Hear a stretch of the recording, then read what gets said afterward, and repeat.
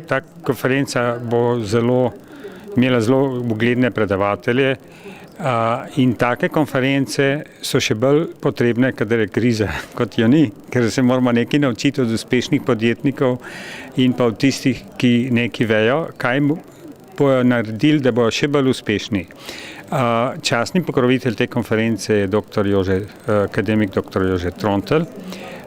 In to je že drugič ta konferenca na gospodarski zbornici. Pred 2 leti smo imeli prvič tukaj in smo bili zelo zadovoljni in smo zelo dobro skupaj delali in letos je častni pokrovitelj predsednik SAZU, Slovenske akademije znanosti in umetnosti. Dogaja se pa, ker je to pa konferenca znanosti in gospodarstva na gospodarski zbornici, kar je tudi prav.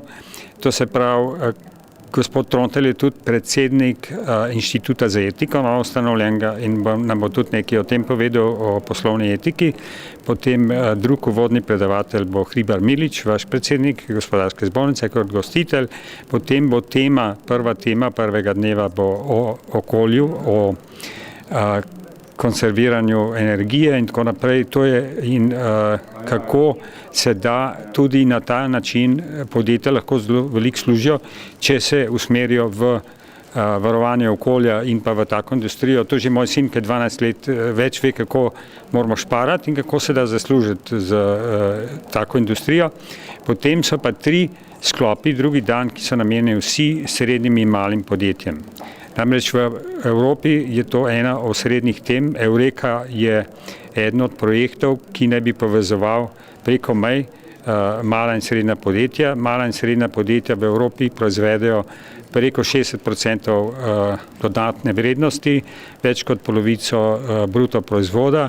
Podobno je v Ameriki. V Ameriki pa sem jaz dobil podatke od Business Bureau, da je 60 do 80% novih delovnih mest letno ustvarjajo srednja mala podjetja, zaposlujejo 40% ljudi v visoki tehnologiji in prispevajo 30% k izvozu.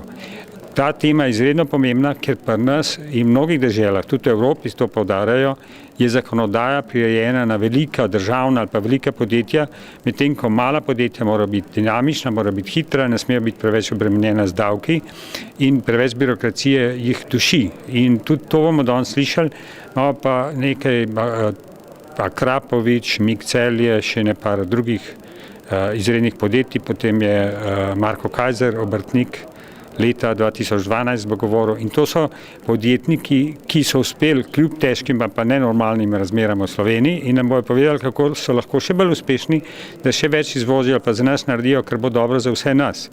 Tako da potem bo pa tudi nekaj visokih znanstvenikov iz sveta, Anton Mavretič, ki je eden od soavtorjev Voyagera, satelita, ki je že prešel naš sončni sistem in gor je vgravirano njegovo ime.